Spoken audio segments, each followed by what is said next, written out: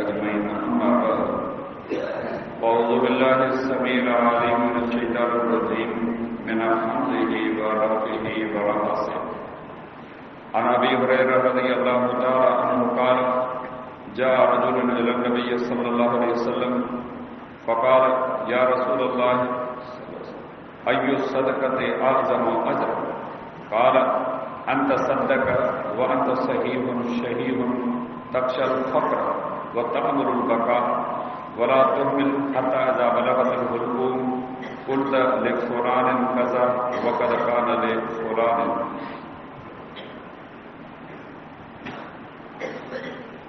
हदीस शरीफ की किताब सुनन नसाई में किताब इशरत निसा अल्लाह की रहमत उनकी तौफीक सां गुज़िरियल दर्स में पंहिंजे ॿुधाइण जेको हो अॼु अल्लाह जी तौफीक उनकी रहमत ऐं महिरबानी सां किताबुल वसाया की शुरूआत कजे थी।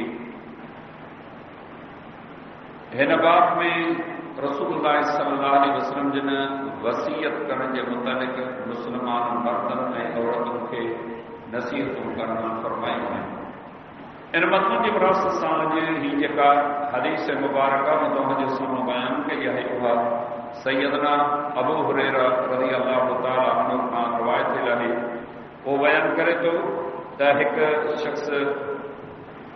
नबी सल्लल्लाहु अलैहि वसल्लम जे ख़िदमत में हाज़िर थियो ऐं चवणु लॻो त अल्लाह जा रसूल कहिड़ो सदको सवाब में वधीक आहे। पाण फरमाए त तूं उन वक़्तु सदको करी जॾहिं त तूं तंदुरुस्त हुजी, तोखे माल जी ज़रूरत हुजे ऐं खुटी वञण जो डपु हुजे ऐं ज़िंदगी जी उमेद हुजे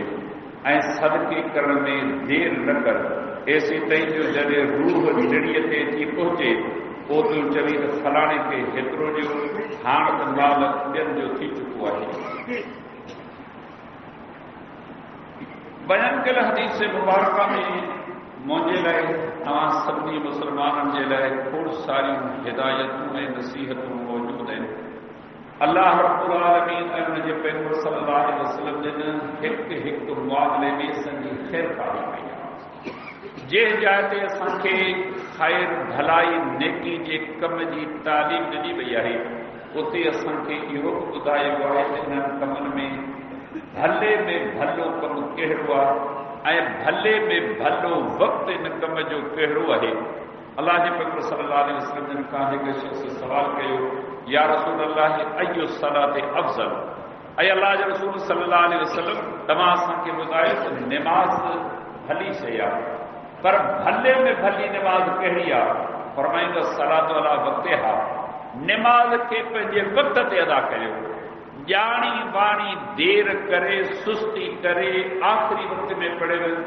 या बि अल्लाह वटि अल्लाह कंदो क़बूल पवंदी इंशाअल्लाह, पर इहा भले में भली निमाज़ न आहे। निमाज़ भली उहा निमाज़ जो वक़्तु शुरू थिए त तव्हां निमाज़ अदा करियो। अहिड़े तरीक़े सां नबी अलैहिस्सलाम जिन खां अमल जे बारे में पुछियो वियो भले में भलो जिहाद कहिड़ो आहे, भले में भली फलाणी नेकी कहिड़ी आहे। पोइ मौक़े जे मुनासिबत सां नबी सल्लल्लाहु अलैहि वसल्लम जिन खे ॿुधाईंदा। हिन जाइ ते बि उन शख़्स नबी सल्लल्लाहु अलैहि वसल्लम जिन खां सवाल कयो अल्लाह ताला असांखे नवाज़ियो आहे, जेतिरे क़दुरु रब ॾिनो आहे असीं अल्लाह जे रस्ते में ख़र्च कंदा रहूं था, पर अवां असांखे ॿुधायो त भले में भलो सदको भले में भली ख़ैरात कहिड़ी आहे। अहिड़ी ख़ैरात करियूं, अहिड़ो सदको करियूं, अहिड़ो ख़ैर कढूं जंहिंमें असीं वध में वधि सवाब जा हक़दार वञूं, अल्लाह असां खां राज़ी थी वञे। हिकिड़ो कमु नेकी जो इंसान पंहिंजी मर्ज़ी पंहिंजी वणत पंहिंजे माहौल मुआशिरे खे साम्हूं रखी करे करे थो।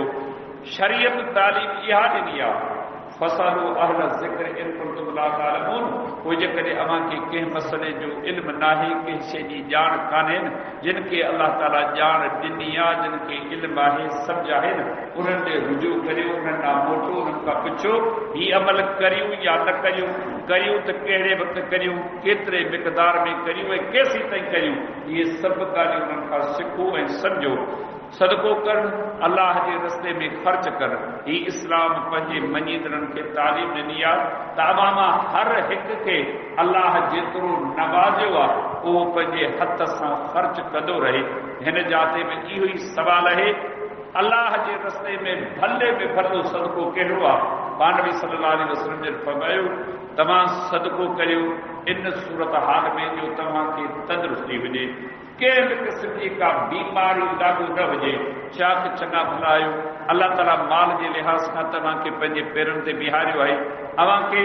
इहो अहसास हुजे जेकॾहिं हिन माल मां कुझु ख़र्च कयो त घटि थी वेंदो, अहसास हुजे, यकीनन ईअं थिए थो अल्लाह ताला जंहिंखे जेतिरो नवाज़ियो आहे जेतिरो ख़र्च कंदो ज़ाहिरी तौर ते घटि थिए थो, पर शरीयत दरस ॾिनो आहे जो घटि कोन थो थिए। अल्लाह वाइदो कयो आहे अल्लाह जे रस्ते में ख़र्च करियो अज़ आफ मुज़ाफ,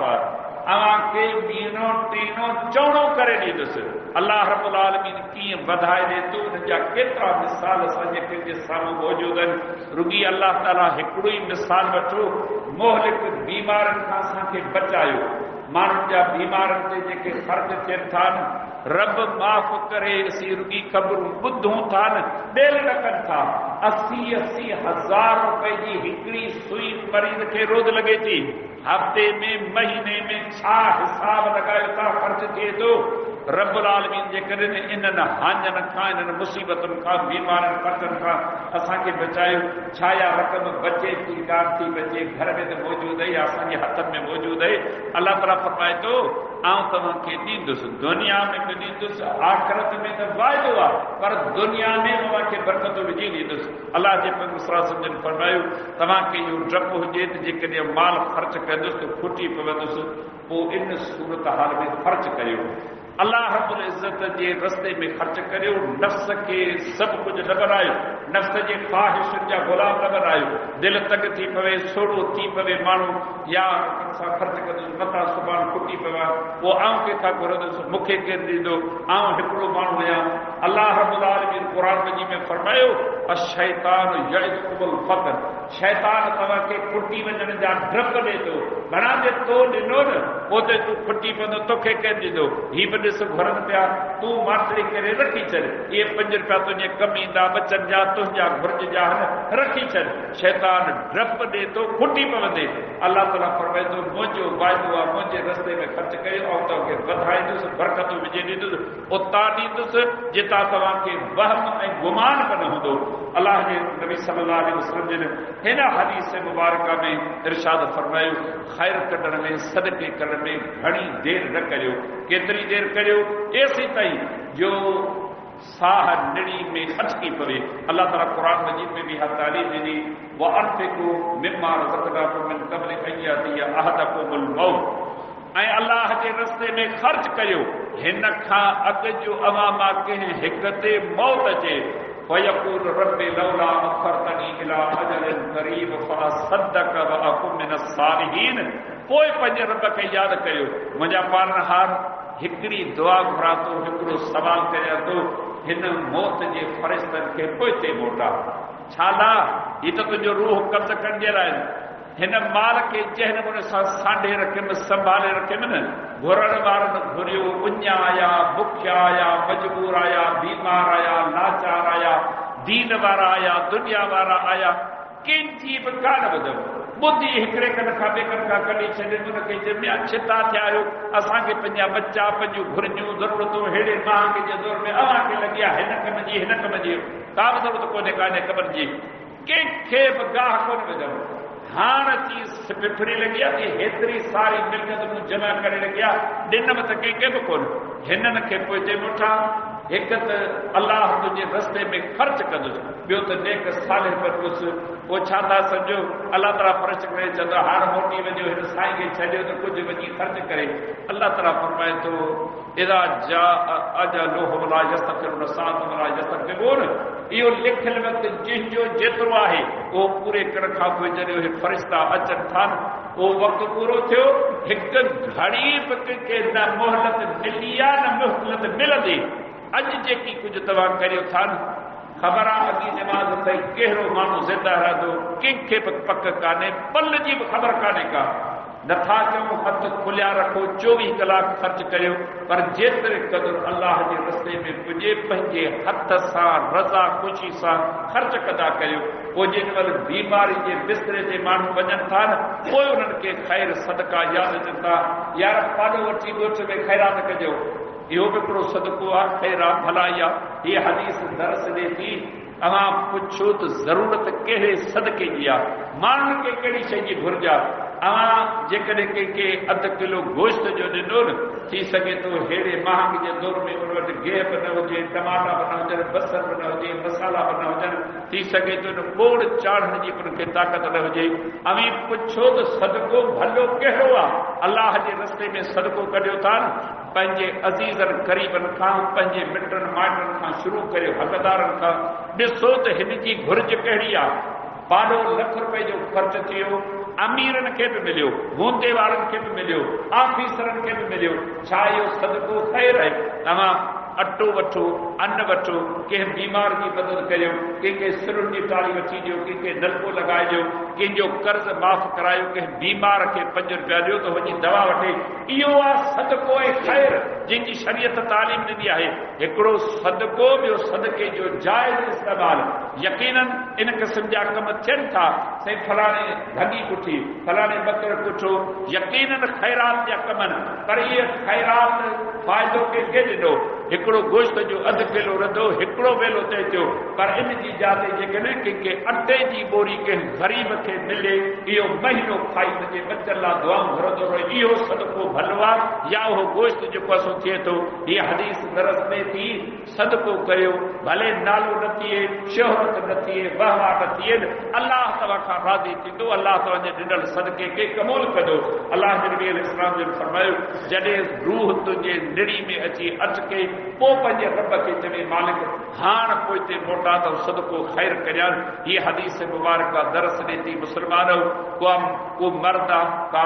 मोमिन माउ आहे उनखे अलाह नवाज़ियो आहे पंहिंजे हथ सां ख़र्च करे वञो ईअं न थिए जो अवां जो छॾियल माल अवां जो औलाद उॾाए अजाया ख़र्च करे फ़ुज़ूल ख़र्चो करे ऐं अमी पाण सिकी मरो सुठो खाधो नसीब कोन थियो सुठो कपिड़ो नसीब कोन थियो अलाह जे रस्ते में कंहिंखे हथ खीसे में विझी ॾिनव ई कोन न की खीसे में विधव न की ॾिनव हीअ हदीस दरस ॾे थी मुस्लमानो खीसे में कुझु विझो कॾहिं का ज़रूरत पवे उन्हनि जा कढी पंहिंजे हथ सां पंहिंजी मिल्कत में जा ॾियो इहो अलाह रब्बुल आलमीन जे पैगंबर जो असांखे दर्स आहे या शरीयत जी तालीम आहे मरण खां पोइ जेके कुझु थिए पियो आऊं बि ॾिसां पियो तव्हां बि ॾिसो पिया इहे सभु फुज़ूल ॻाल्हियूं आहिनि शरीयत दर्स ॾिनो आहे हिकु त सदको करियो ॿियो ग़रीब मिसकीन खां पुछो तुंहिंजी ज़रूरत कहिड़ी आहे हिकिड़े माण्हू खे तव्हां कपिड़नि जा वॻा वठी ॾिना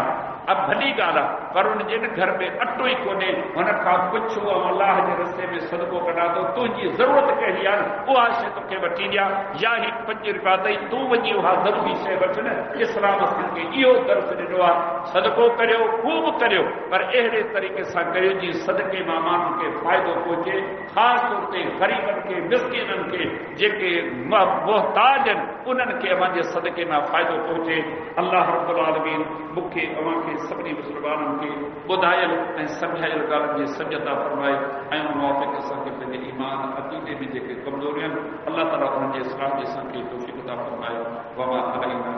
इल्ला